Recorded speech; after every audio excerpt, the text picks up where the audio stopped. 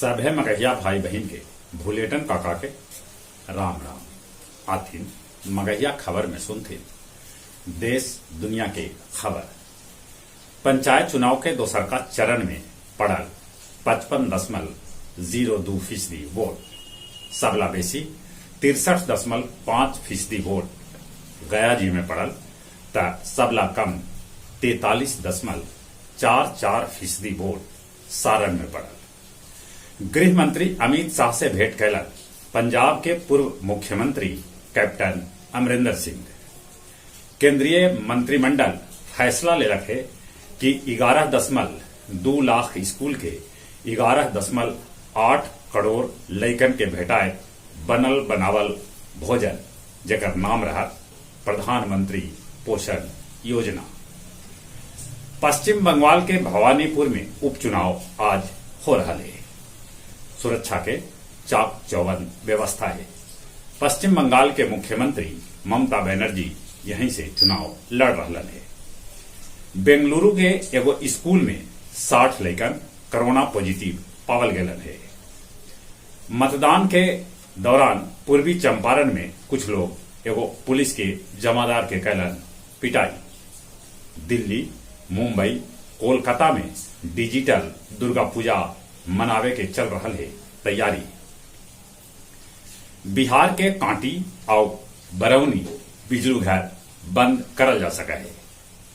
बिहार के 8 जिला नवादा, अरवल, बांका, बेतिया, मधेपुरा, किशनगंज, वैशाली और बक्सर में शुरू हुए कल से बालू के खनन।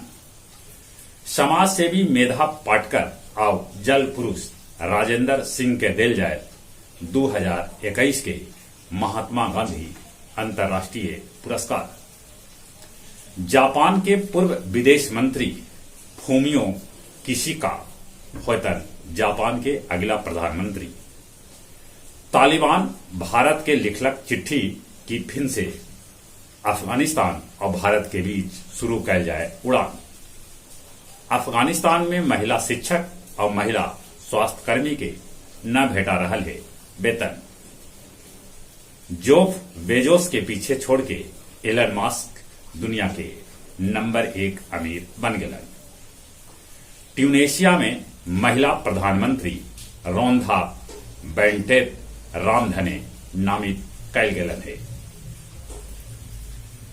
डॉक्टर राम निरंजन परमेलेंदु के पहिलका पुण्यतिथि पर गया जिला हिंदी साहित्य सम्मेलन में उनकरा याद करल गेल।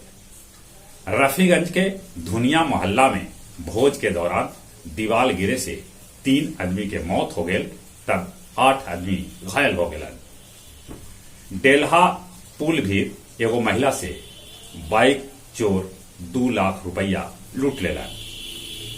मगध मेडिकल कॉलेज के शिशु वार्ड में 6 गो नया वार्मर लगावल गेल। जितिया परब होवे के बावजूद गुरारू में 67% त टेकारी में 66% मतदान होय। अपन पितरन के मोक्ष लेल पिंड वेदी पर दूध से कल कैल गेल तर्पण।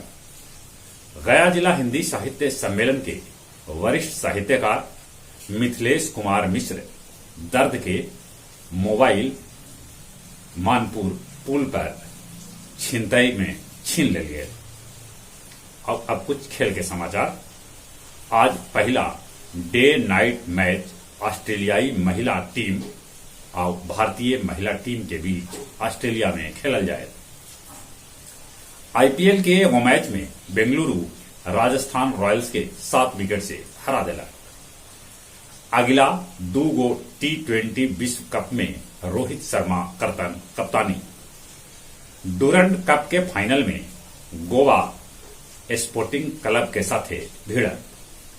पोलार्ड T20 मैच में 10,000 रन बनावे के साथे साथे 300 विकेट लेवे वाला दुनिया के पहला खिलाड़ी बन गए है।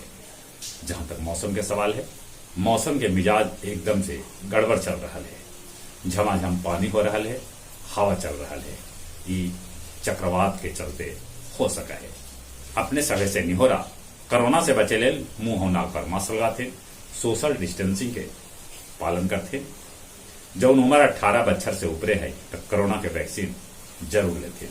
चली अपने सभे के एक बेर फिर से भूलेटन काका के राम राम।